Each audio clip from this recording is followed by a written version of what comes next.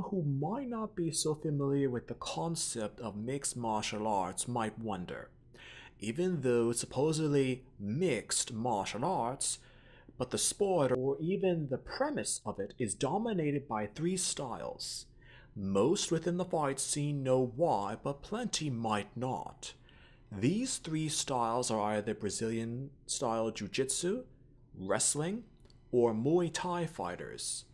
These three styles dominate the entire premise of the MMA. And though other aspects of martial arts have been included within such arenas, plenty have been ignored, especially Chinese martial arts or striking arts in general. Research actually shows that when the modern concept of MMA first emerged, pioneered within America, and the UFC organization in particular had Chinese martial artists within its early ranks.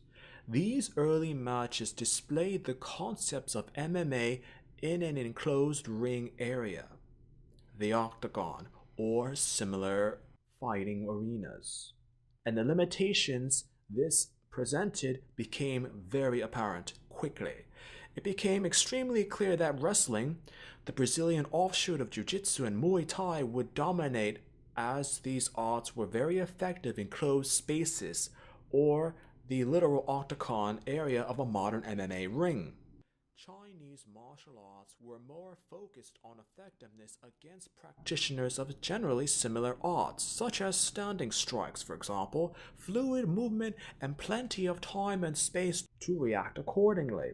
Even Okinawan Japanese karate and British American style boxing, which were more striking arts, as they were no match still for the grappling, holding, or containment arts. Those of skilled grappling ability could easily dominate those with not much experience in that field of expertise. The anything goes concept of early MMA easily showed that in the octagon arena. That small arena, how effective you were could easily mean how effective you are as well for casual watchers or people who did not necessarily know martial arts in general. The Japanese Aikido art was also no match for grappling because that was technically a throwing art, not necessarily a holding art. Though MMA has been in existence for thousands of years, in modern MMA in the West, the concept of cross-training from different arts and exercising different muscles to strengthen grip and grip endurance, if you was the one to be held and not holding another, became paramount as well.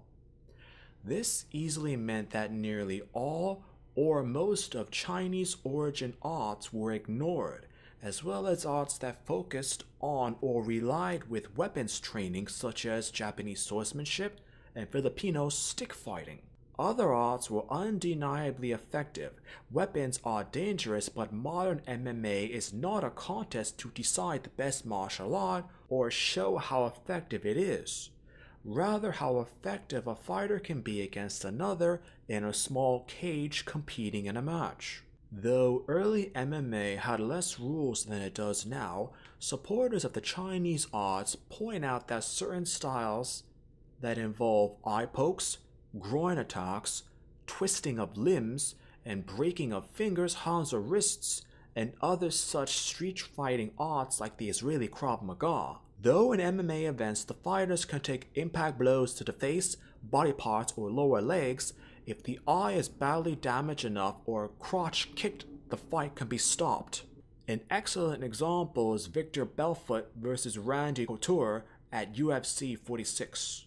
During the early years of MMA being introduced in the West from America and then to Europe and other parts of the world, people began to naturally assume that the arts not used within MMA were no longer practical in modern situations. Practitioners of the said arts explained themselves and put up valid arguments that some of their techniques were too deadly actually for the MMA arena, or MMA confined their skills too much. It can also expose the lack of understanding of different arts in different situations as well. Sanshou is a mixed martial art of Chinese origin and is considered a contact sport developed by the mainland Chinese military by combining traditional Kung Fu aspects with modern combat situations. Wing Chun, contrary to the mid-2010s movies by Donnie Yen, can have aspects of competition, and these elements can resemble kickboxing. Shuai Jiao is almost the Chinese version of judo. Some sources have this as the art in which judo evolved from. Kung Fu is actually an ambiguous term referring to any sort of martial art in China. But one realistic fact is that in the West, and in particular America, took Kung Fu to represent an actual art which was hijacked by chain gyms in the 1990s, as Okinawan Japanese karate now refers to children breaking thin wooden boards while shouting. An extremely well-known incident occurred within China in 2017. Yu Xiaodong, an MMA fighter at which MMA is actually starting to pick up followers and popularity in China, actually challenged a traditional martial arts master, and though people expected the standard art of thousands of years to prevail, the MMA fighter actually beat him in a fight.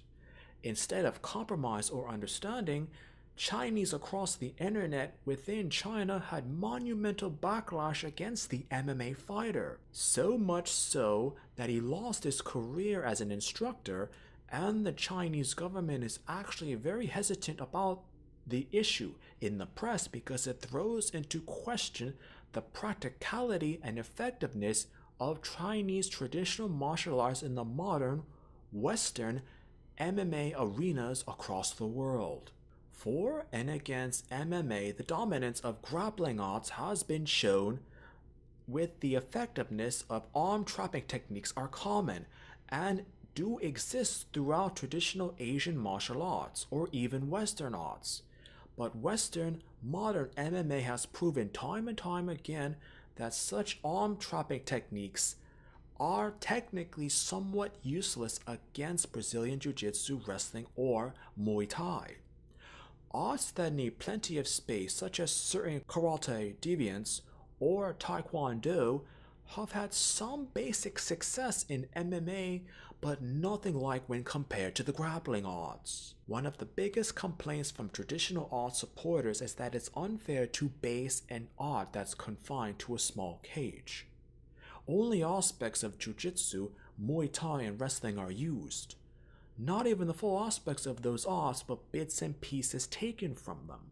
It can also be said further that MMA isn't an art, but it's a sport by how many market events and people react to it generally within the public consensus or consciousness. Once MMA became standardized in the early 2000s, users of MMA started to wonder if there was something more to this because there was, and still is, an oversaturation of Brazilian-style Jiu-Jitsu, wrestling, and Muay Thai fighters or techniques in arenas such as those.